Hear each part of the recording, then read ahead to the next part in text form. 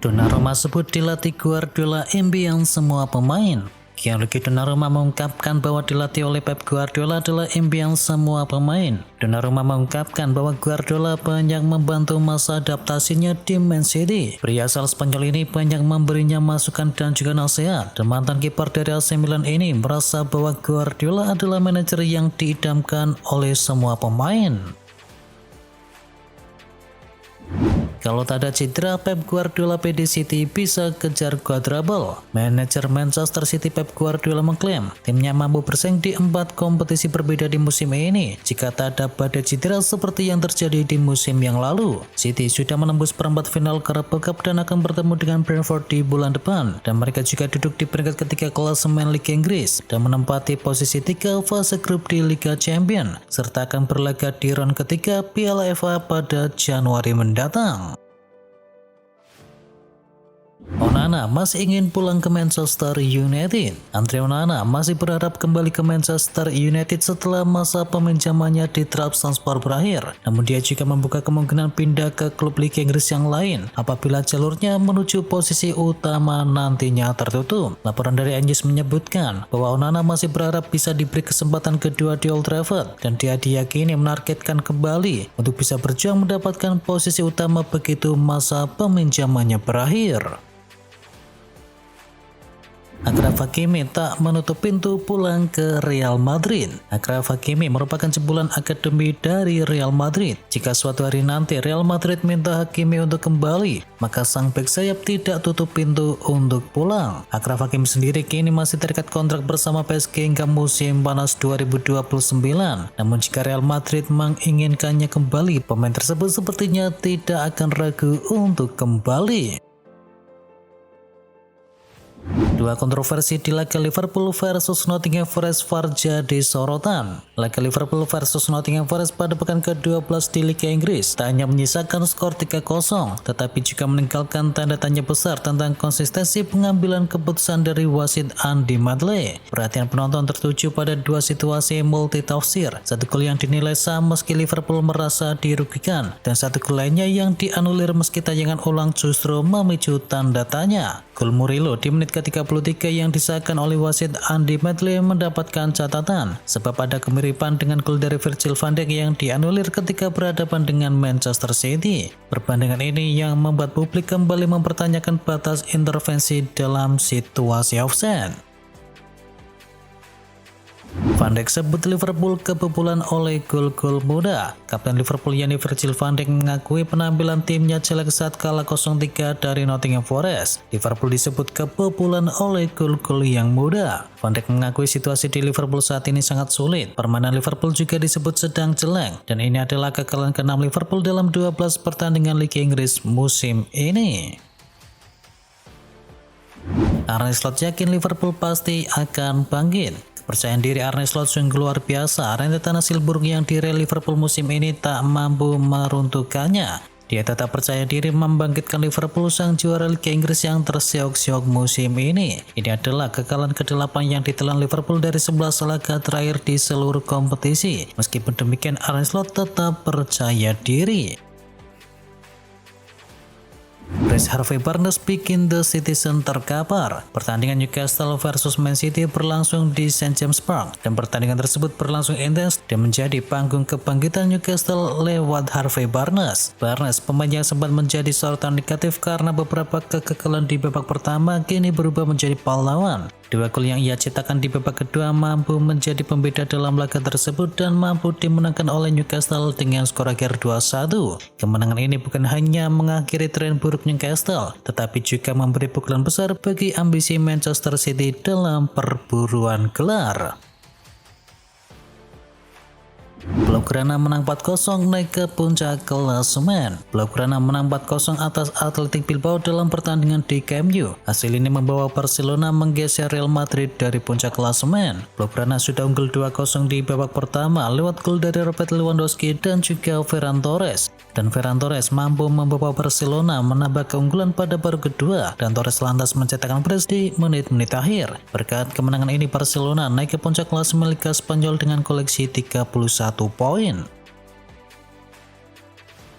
Menang 3-1 Napoli ke puncak klasemen. Napoli kembali ke jalur kemenangan dengan mengalahkan Atalanta 3-1. Hasil ini membawa Napoli naik ke puncak klasemen Liga Italia. David Neres mencetakkan 2 gol untuk Napoli di laga ini dan Noalang juga mencatatkan namanya di papan skor sebelum dibalas 1 gol Atalanta lewat Gianluca Scamacca. Kemenangan ini mengembalikan Napoli ke jalur positif setelah sebelumnya pasukan dari Antonio Conte itu gagal menang dalam 3 laga terakhirnya di seluruh kompetisi.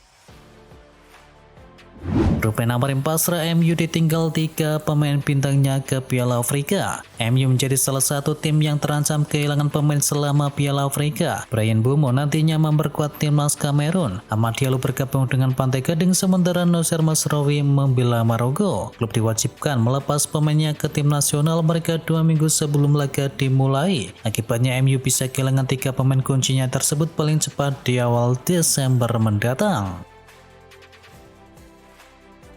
Luis Diaz dihukum berat gara-gara bikin Hakimi cedera di Liga Champions. Bayern Munchen kena apes di Liga Champions. Luis Diaz dihukum berat gara-gara kartu merah usai bikin Achraf Hakimi cedera. Melansir dari ESPN, Diaz dilarang bermain 3 laga oleh UEFA. Gara-garanya adalah kartu merah yang didapatkannya saat melawan PSG di awal bulan ini. Diaz disebut melakukan pelanggaran serius ke Hakimi. Absennya Luis Diaz jelas jadi pukulan telak bagi Bayern Munchen sebab mereka kehilangan pemain yang tengah bersinar jelang melawan Arsenal.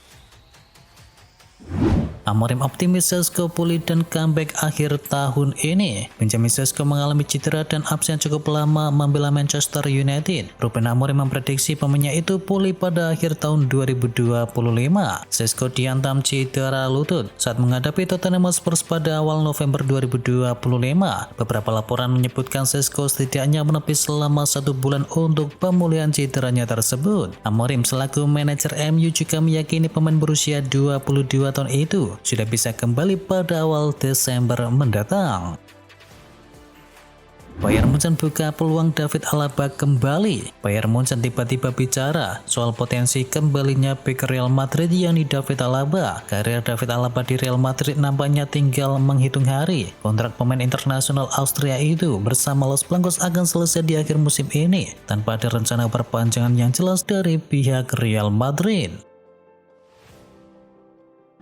Setelah Saka, Sunderland kembali incar mantan gelandang dari Arsenal. Manajer Sunderland yakni Rekis Lebris akhirnya angkat suara mengenai spekulasi yang mengaitkan klubnya dengan gelandang Lazio Matteo Gundesi. Meski belum memastikan apakah benar-benar akan menganggotnya di bursa transfer musim dingin ataukah tidak, manajer berusia 49 tahun itu mengungkapkan bahwa ia masih menjalin komunikasi dengan Gundesi. Lebris pun tak sungkan berbicara hangat mengenai kedekatannya mereka sampai sekarang ini.